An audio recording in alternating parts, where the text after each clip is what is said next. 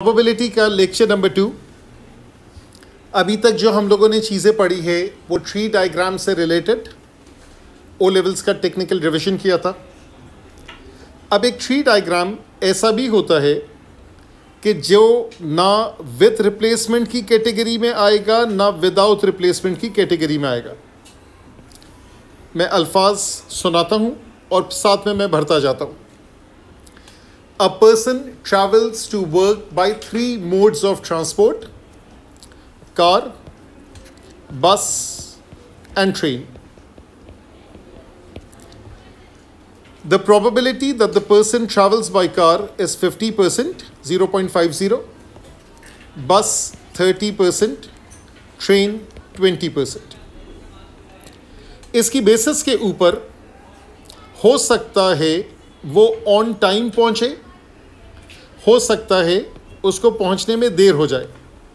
तो अगर मैं अर्ली कहूँगा so that is the same thing as on time. दो ही प्रोबेबिलिटीज़ दी हुई है, या उसको देर हो जाएगी। अगर वो गाड़ी में जाता है, early versus late, early versus late, early versus late. अगर वो गाड़ी में जाता है तो इसकी जल्दी पहुंचने की प्रोबेबिलिटी 0.7 और देर से पहुंचने की प्रोबेबिलिटी 0.3। अगर वो बस से जाता है तो उसके पॉसिबिलिटीज़ है 60% एंड 40%। अगर वो ट्रेन से जाता है उसकी प्रोबेबिलिटीज़ है 80% एंड 20%। ये सारी इंफॉर्मेशन उन्होंने दी हुई है। नेचुरली पहले हम लोग मोड ऑफ ट्रांसपोर्ट की बात करेंगे तो उसकी ब्रांचिंग पहले आएगी, उसके बाद नेचुरली आएगा अर्ली लेट का कॉन्सेप्ट। मैं पहले फोकस करता हूं on filling in the outcomes. जैसे वहां कलर कॉम्बिनेशन था, यहां ये सारे कॉम्बिनेशंस आएंगे अल्फ़ाबेट्स की बेसिस पे। कार के लिए सी ले लिया, बस के लिए बी ले लिया, ट्रेन के लिए टी ले लिया, ई और एल तो लिखा हुआ है। और यहां पहले मैं सारी प्रोबेबिलिटीज़ भर दूंगा।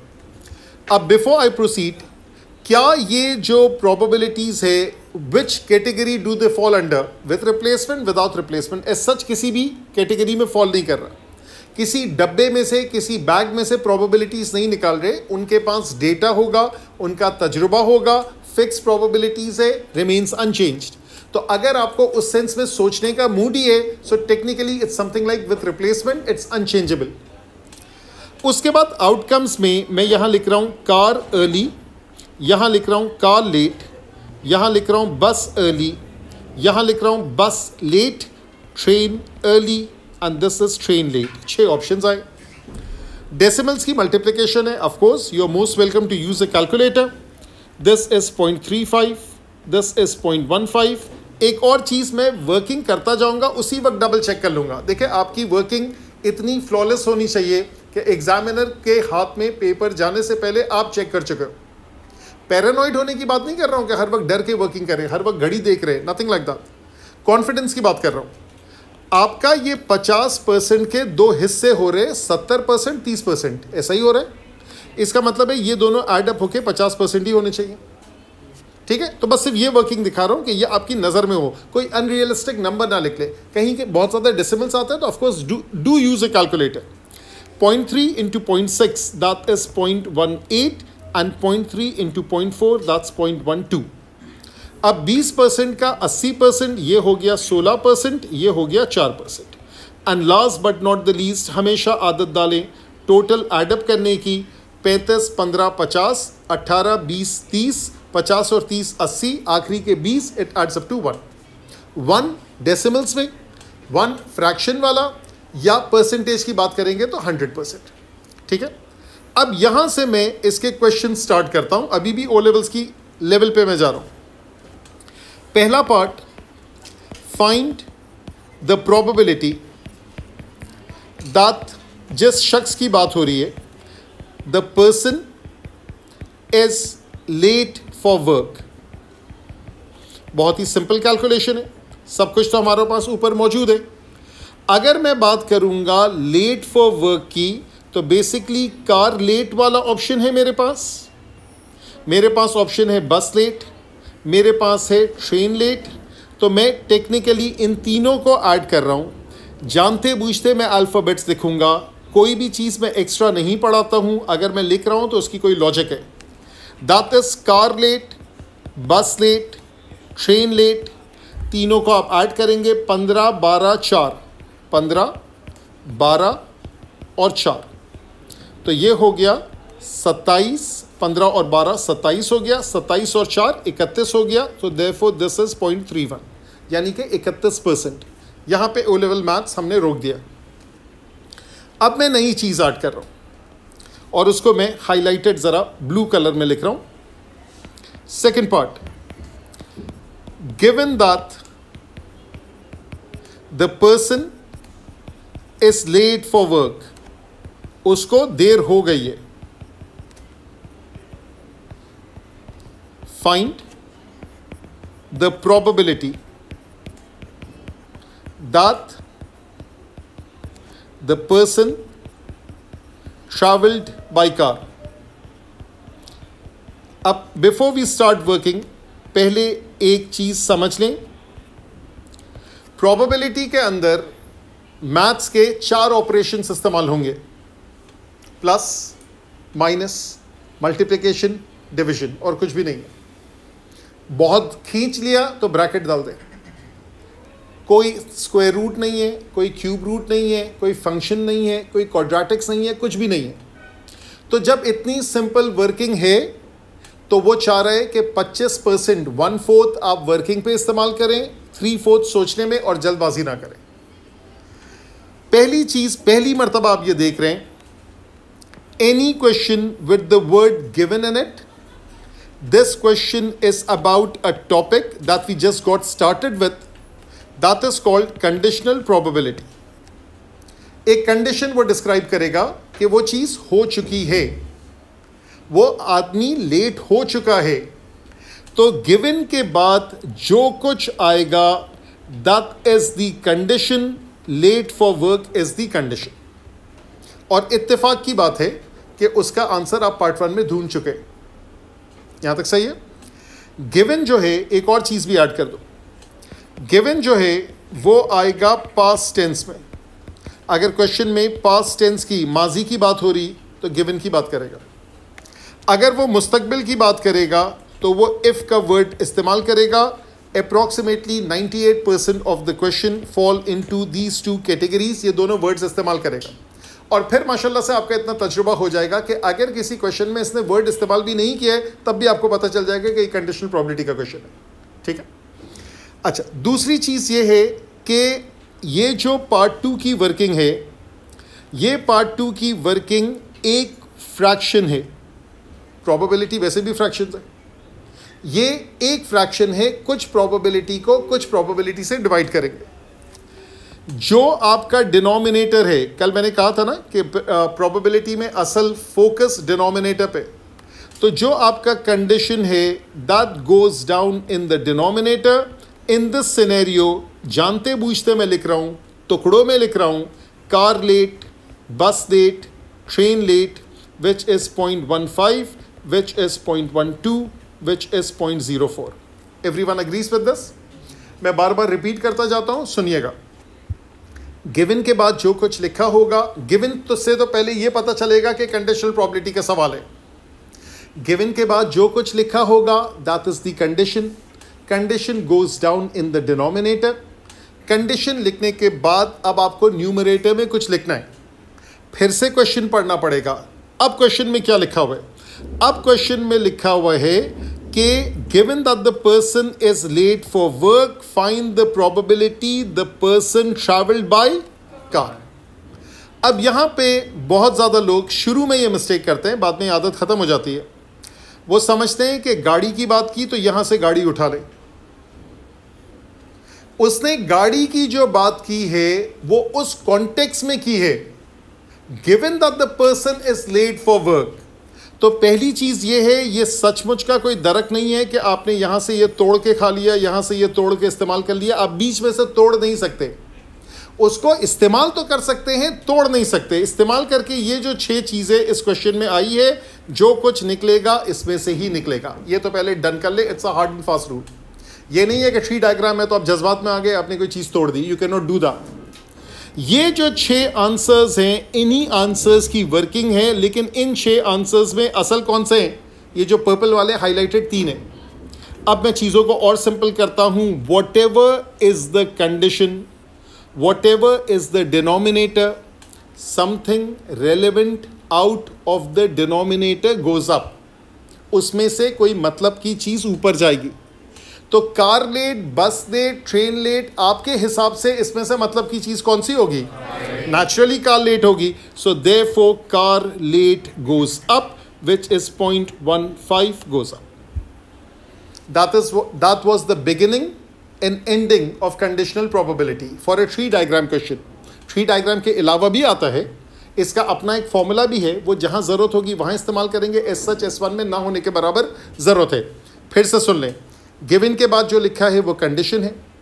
माजी की बात करेगा गिवन कहेगा, मुस्तकबिल की बात करेगा इफ़ कहेगा, आप बैठे में प्रेजेंट में क्वेश्चन सॉल्व कर रहे हैं। Whatever comes after the word given, that is the condition. Condition goes down in the denominator. Something relevant out of the condition goes up. अब क्वेश्चन पूरा चल रहा है डेसिमल्स के अंदर, लेकिन आंसर आप फ्रैक्शन में बहुत खूबसूरती से दे सकते हैं विदाउट वरीइंग अबाउट एक्यूरेसी। तो आपने ऊपर क्या लिखा है? 0.15, नीचे क्या लिखा हुआ है? 0.31। Leave the answer in a beautiful fractional form, that is 15/31। Examiner decimal answer भी देता है। आपको अपने आप को टॉर्चर करने का शौक है, सूरज की रोशनी ज़्यादा इस्तेमाल करने का शौक है, तो करें, पंच इन करें, फिर उसके बारे में वरी करें कि 4SF का आंसर था, फिर 3SF में दिया। This is beautiful. Question decimal का चल रहा है, मैंने वहाँ पे फ्रैक्शन में नहीं लाया।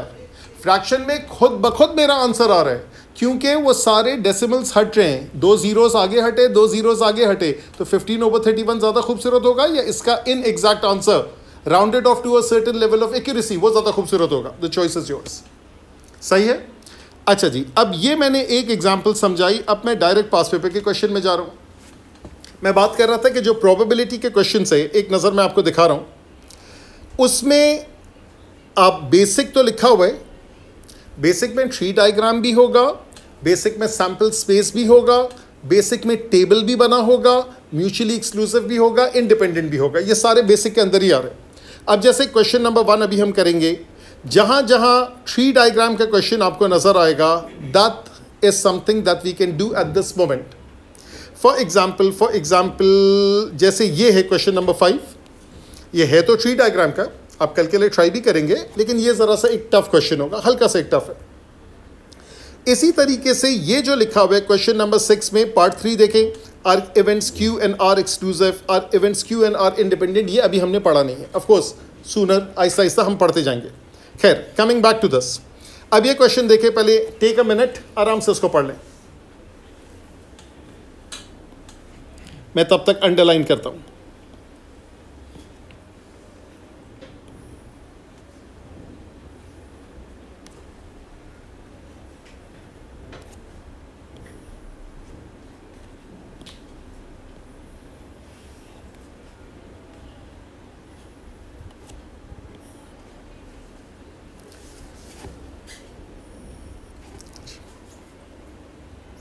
मेरा पहला सवाल, सिर्फ पहला पैराग्राफ पढ़ लें, क्योंकि इंफॉर्मेशन पहले पैराग्राफ पे, उसकी बेसिस पे आगे की कैलकुलेशन है।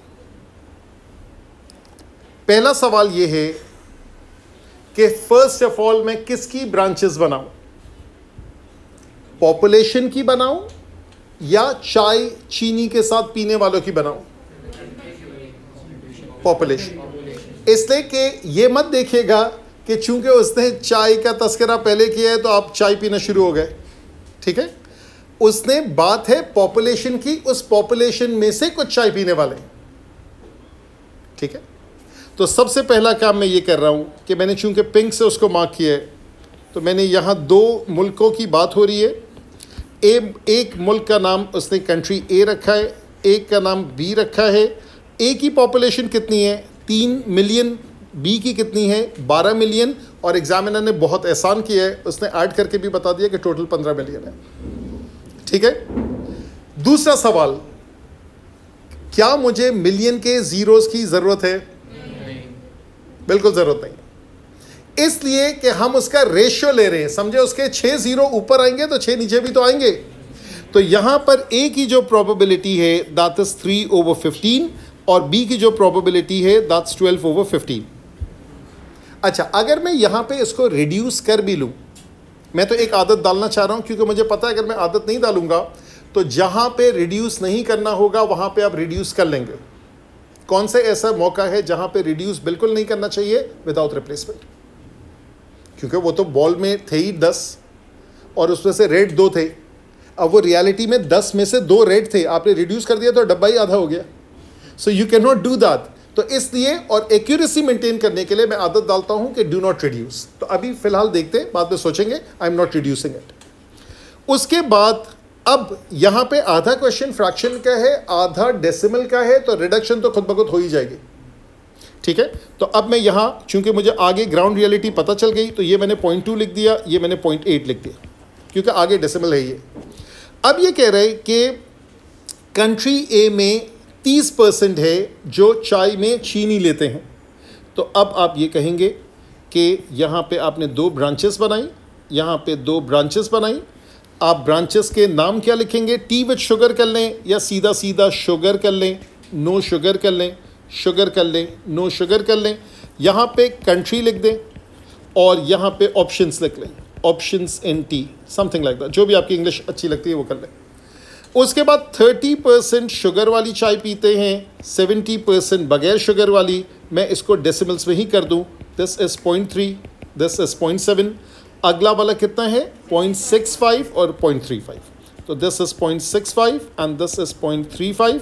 4 ऑप्शंस देखें, वो इस्तेमाल करे ना करे, ठीक है। आप प्रोबेबिलिटी बेशक नहीं निकालें, जो मतलब कि है वो निकाल लीजिएगा, लेकिन आउटकम सारे लिख लें। तो आप लिखेंगे कंट्री ए, यहाँ मैं लिख रहा हूँ आउटकम्स, यहाँ मैं लिख रहा हूँ प्रोबेबिलिटी, जो मतलब की होगी वो भरूंगा। कंट्री ए वाले चीनी चाय और कंट्री ए वाले फीकी चाय, कंट्री बी चीनी, कंट्री बी फीकी। यहाँ तक सही है। अब मैं पूछ रहा हूँ, क्वेश्चन देखता हूँ। Find the probability that the person chosen is from country A that is 3/15 यानी कि 1/5 यानी कि 0.2। तो इतने बेसिक सवाल के भी उसने मार्क दिए। ये तो ऐसे ही अंडरस्टूड था, मुझे चाहिए ही था ये तो। Find the probability that the person chosen does not have sugar in their T. तो बगैर चीनी वालों की बात हो रही है, इसका मतलब है इसकी बात होगी, ठीक है, और इसकी बात होगी। तो मैं सिर्फ ये वाली प्रोबेबिलिटी ज़रा कैलकुलेटर निकाले। सो 0.2 इंटू 0.7 ये तो हो गया 0.14 एंड 0.8 इंटू 0.35 ये वाला कर दे मुझे। 0.8 इंटू 0.35 0.28। एक जगह 14% आया, एक जगह 28% आया। अब क्या चाहिए?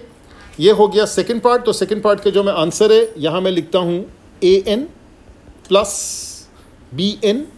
So this is 0.14 and this is 0.28। जानते पूछते रॉ फॉर्म में छोड़ रहा हूं। गिवन दैट आ गया, given that the person chosen does not have sugar in the T. अच्छा, यूजली यही होता है कि जो आपने इससे पहले वाला पार्ट किया होता है उसमें गिवन मौजूद होता है, लेकिन एक्सपेक्ट द अनएक्सपेक्टेड। हो सकता है एग्जामिनर लिखता given that the person chosen has T, तो पता चला आपने पार्ट 2 पूरा ज़ाया कर दिया। ठीक है, पूरा ज़ाया इसने किया कि वैसे तो सब्ट्रैक्शन से आ जाएगा, लेकिन मुझे टुकड़ों में चाहिए क्योंकि वो मतलब का टुकड़ा ऊपर जाएगा। Got it? तो given that the person does not have sugar in the tea, find the probability that the person is from country B. तो अब आप पार्ट 3 की वर्किंग लिखेंगे। आप लिखेंगे condition that is answer of part 2। ये भी एग्जामिनर को बता दे, कहीं कहीं वो खुद भी हिंट देता है। और उसके बाद आपने लाइन खींची, आपने नीचे लिखा है अब AN प्लस BN। AN है 0.14, BN है 0.28 और कौन सी कंट्री से वो मौजूद है? कंट्री B से। तो ये वाला हिस्सा ऊपर गया, BN का 0.28 ऊपर चला गया। So therefore the answer is 0.28 divided by 0.42, that is 28/42। That comes out to be 7 4s 7 6s, that comes out to be 2/3। तो एग्जैक्ट आपका आंसर आ गया इस सिनेरियो में।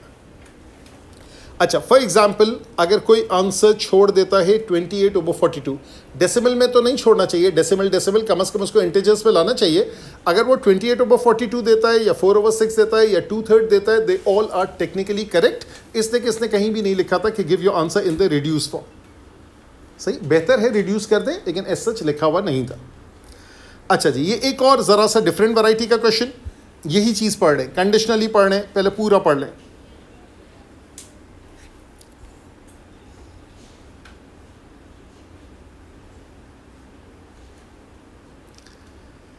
Playground equipment consists of swings, roundabouts and climbing frames and playhouses। 4 किस्म की चीज़ें हैं जो बच्चों के प्लेग्राउंड में मौजूद है।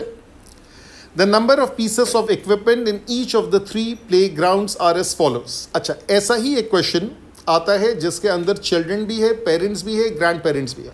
तो पिछली क्लास में हमने वो सॉल्व किया, इस क्लास में ये वाला सॉल्व कर रहे हैं।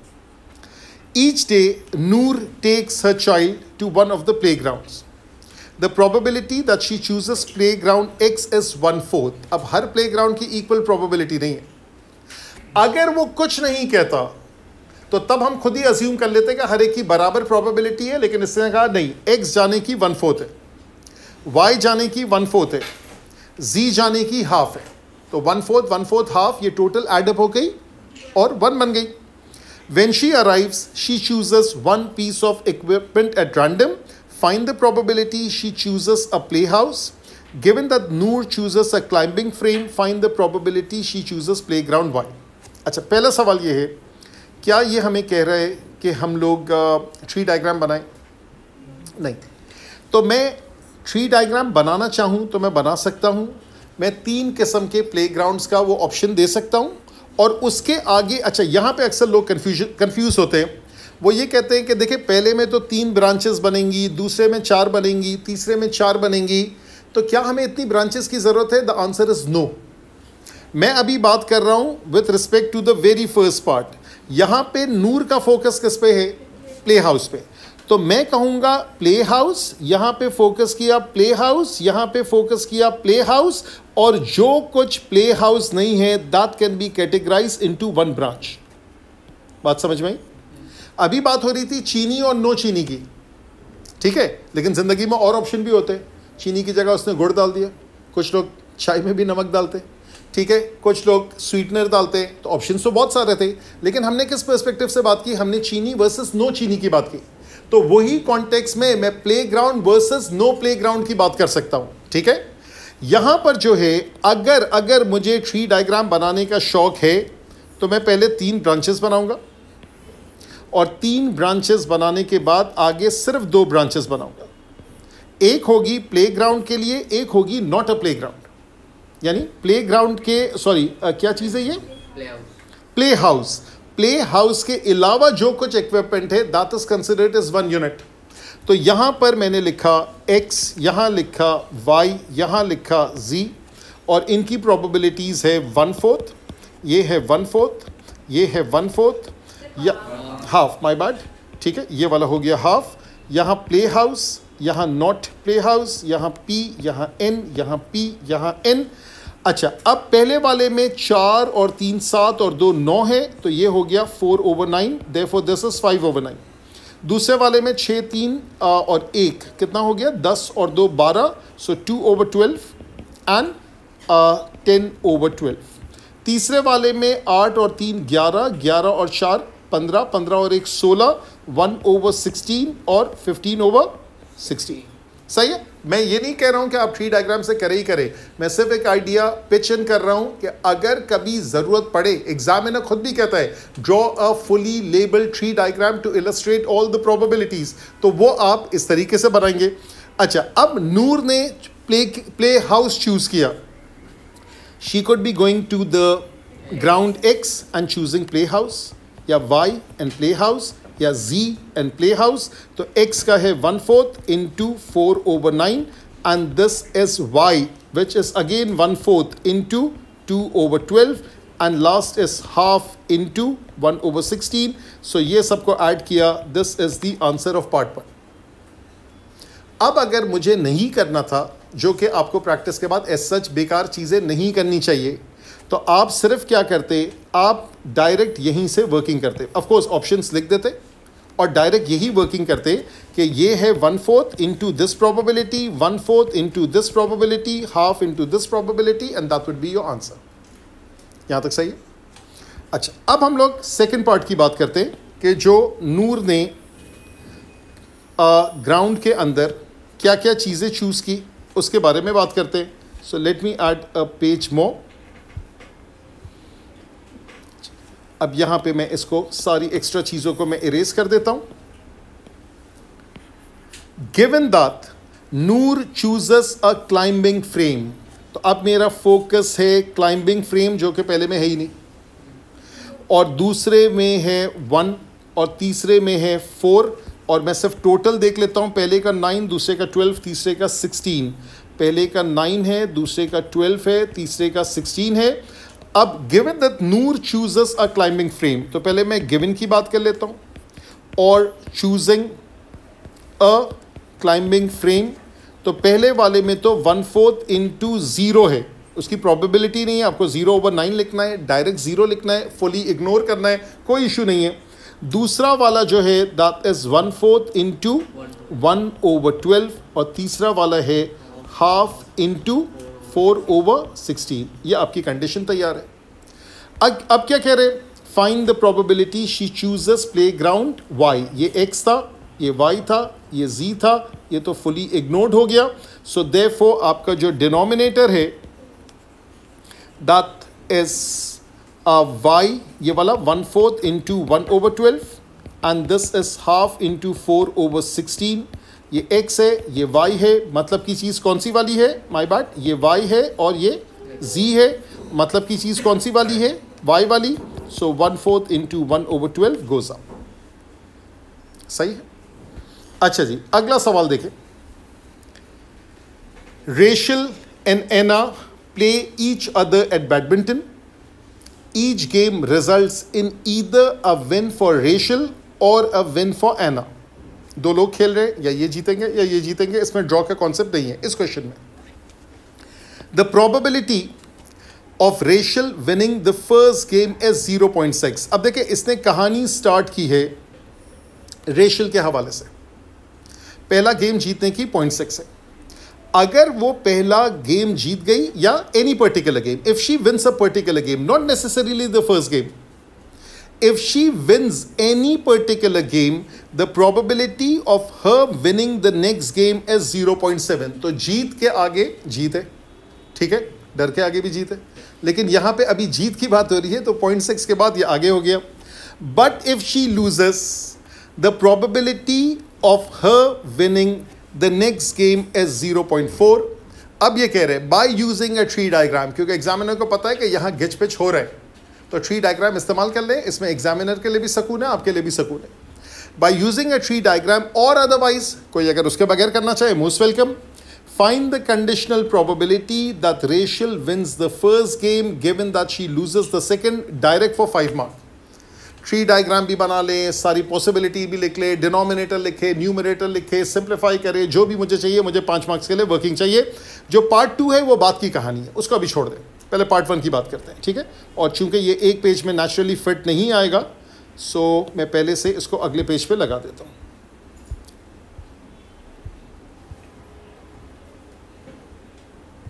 चले जी, यहां पर आ जाएं। सबसे पहले हम लोग ब्लू वाली ब्रांचेस बनाते, और उसके आगे फिर पिंक वाली ब्रांच बनाते हैं, बल्कि एक ग्रीन वाली ब्रांच भी बना देते हैं, क्योंकि इस मर्तबा दोनों ब्रांचेस सेम नहीं होंगी। अच्छा जी, फिर से स्टार्ट करते हैं। 2 मर्तबा रीड करना पड़ता है। पहला गेम ये रेशल के पर्सपेक्टिव से है, एना के पर्सपेक्टिव से नहीं है। रेशल की जीत और हार की बात हो रही है। ऑफ कोर्स रेशल की जीत, एना की हार ही है, लेकिन जो वैल्यूज होंगे वो रेशल के होंगे। तो ये जो है एनी फर्स्ट गेम, लेबल ये भी कर दें। पहले गेम की बात हो रही है, सेकेंड गेम की बात हो रही है, win loss win loss win and loss. सबसे पहले गेम रेशल के जीतने की प्रोबेबिलिटी 0.6 है, हारने की 0.4। अब जो पिंक वाले के अंदर जो नंबरिंग आएगी वो अलग होगी, जो ग्रीन में होगी वो अलग होगी। क्यों? क्योंकि एक एक लफ्ज़ की अहमियत है। जो पहले तीसरा जो दूसरे पैराग्राफ में ये वाला जो जुमला है, if Rachel wins a particular game, तो जब भी वो जीतेगी उसकी अगले गेम जीतने की प्रोबेबिलिटी 0.7 है, और कॉमा के बाद है तो वो जब भी जीतेगी यहां भी एप्लीकेबल है। If she loses, probability of her winning the next game is 0.4। तो पहले बात हो रही है 0.7 और 0.3 की, तो ये आ गया 0.7, ये आ गया 0.3। और अगर वो हारेगी तो अब क्या है, she loses winning her next game is 0.4, तो ये हो गया 0.4 और ये हो गया 0.6। Do you all agree with us? अच्छा, अब मैं पहले आउटकम सारे लिख देता हूं। यहां पे प्रोबेबिलिटी की वर्किंग जहां जरूरत होगी उतना लिखूंगा। This is win win, this is win loss, this is loss win, this is loss loss. इसने कहा find the conditional probability that Rachel wins the first game given that she loses the second. एक और चीज, ये मत expect कीजिएगा कि हमेशा गिवन से ही जुमला स्टार्ट होगा। पता चला शुरू में ही गिवन ढूंढ रहे हैं, ठीक है, यहां कॉमा के बाद गिवन आया। हाँ, गिवन के बाद जो लिखा होगा that is definitely the condition. तो ये भी तो कह सकता था ना, given that she loses the second game, find the probability Rachel wins the first game. इसने पूरे स्टेटमेंट को आगे पीछे कर दिया। तो यहां पे जो है कि given that she loses the second, तो लूजेस सेकंड का मतलब है दूसरा जो अल्फाबेट है वो एल होना चाहिए, दूसरा जो है वो एल होना चाहिए, इररिस्पेक्टिव ऑफ कि पहला डब्ल्यू था या पहला एल था। जीत के बाद भी हार सकती है, हारने के बाद भी हार सकती है। Make sense? अच्छा जी, यहां पर 0.6 into 0.3 that's 0.18, 0.4 into 0.6 that's 0.24। Therefore जो आपकी कंडीशन है वो नीचे है WL plus LL, this is 0.18, this is 0.24, ये नीचे गई। और क्या चीज़ चाहिए? Given that Rachel wins the first game, तो इसका मतलब है WL यानी कि 0.18 गोज एट द टॉप, 0.18 इधर आ गया, 24 और 18 कितने हो गए? 42। So therefore 18 over 42 that is the answer. Reduce करना है तो 6 3s are 6 7s are, सही है। The answer is 3 over 7। अच्छा जी, अब हम आते हैं सेकेंड पार्ट में। ये जरा पढ़े अब क्या करना है। This is not conditional probability, this is something else. Find the probability Rachel wins 3 games and loses 1 game out of the first 3 games they play.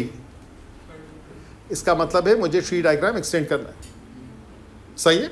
तो मैं एक काम करता हूँ, पहले तो यहाँ से कुछ हिस्सा कॉपी कर ही लेता हूँ, there is no harm in that. ये जो है यहाँ से ये आ जाएगा, ये जो इतना हिस्सा है आउटकम्स को छोड़कर ये पहले यहां से उठाया,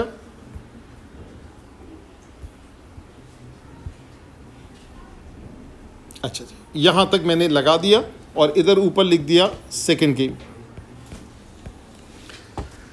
अच्छा, अब मुझे ये बताएं कि जो अब ब्रांचिंग होगी तो प्रोबेबिलिटी आगे कैसे जाएगी? सेम रूल चलेगा क्योंकि कोई नया रूल डिफाइन नहीं है। वो कोई भी विन करेगी तो आगे पिंक ब्रांच आएगी और हारने के बाद आगे ग्रीन ब्रांच आएगी। तो मैं एक काम करता हूँ, थोड़ा सा और गेम खेलता हूँ इसके साथ। ये पिंक को मैंने कॉपी किया और इसको छोटा मोटा कर लेंगे। ये वाला जो है ये मैंने लगा दिया इसके सामने, और फिर से ग्रीन में भी हार जो थी उस हार के आगे जीत है वो मैंने यूं लगा दी। बात समझ में आई? ये लोगों को कंफ्यूजन होती है, कंडीशनल प्रोबेबिलिटी में नहीं होती because that's too formula based, इसके अंदर होती है। ये जो ग्रीन वाला है ये उस वक्त एप्लीकेबल है जब हमें हार के आगे की प्रोबेबिलिटी है तो वो यूं है, ठीक है। ये थोड़ा सा गिच पिच तो होगा, चलो ये यूं कर देते और इसको ज़रा सा यूं कर देते हैं, तो इसको हटा देते हैं। थोड़ा सा पहले इसको नीचे करते, ये ज़्यादा बेहतर है, ठीक है। अब इसके बाद इसको फिर से कॉपी करते,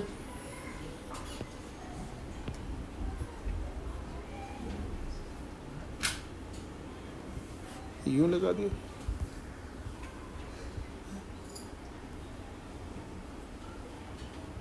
ठीक। अब आराम से देख लें, इज दिस ऑल गुड? अच्छा, कितने ऑप्शंस हैं टोटल? 8।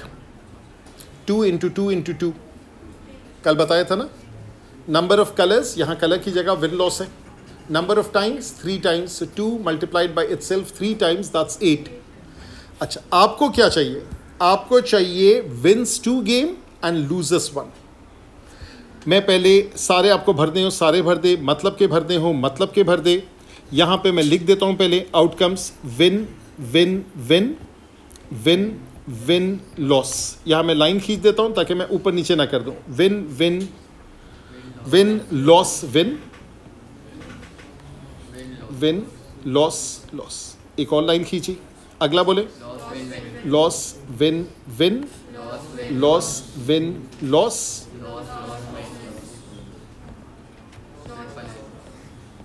सही है। अच्छा, अब आपके मतलब के कौन से हैं?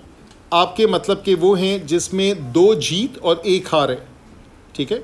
तो 2 जीत और 1 हार ये वाला हो गया, और 2 जीत और 1 हार ये वाला हो गया, और 2 जीत और 1 हार ये वाला हो गया। ऑफ कोर्स ट्री डायग्राम में से आप मल्टीप्लाई कर सकते हैं। जब आप ये अल्फ़ाबेट्स लिख भी सकते हैं तो इनकी प्रॉपर्टीज़ भी मल्टीप्लाई कर सकते हैं। अब यहाँ पे अब आपको समझ में आया कि एग्जामिनर ने क्यों फोकस किया था कि आप ट्री डायग्राम बना लें, क्योंकि लोगों को इस क्वेश्चन के अंदर वो चीज़ें मिक्सअप हो रही थी। कल हमने जो क्वेश्चन किया था वो तो स्ट्रेट फॉरवर्ड था, उसमें तो कोई बिग डील ही नहीं थी। जो प्रॉपर्टी पहले थी वही बाद में थी। यहाँ पे घिच पिच हो रहा था, इसलिए एग्जामिनर ने प्रेफर किया था कि आप ट्री डायग्राम बना दें। सही है। तो यहाँ पर मैं लेक्चर नंबर 2 प्रोबेबिलिटी का इसको मैं यहाँ पे स्टॉप करता हूँ।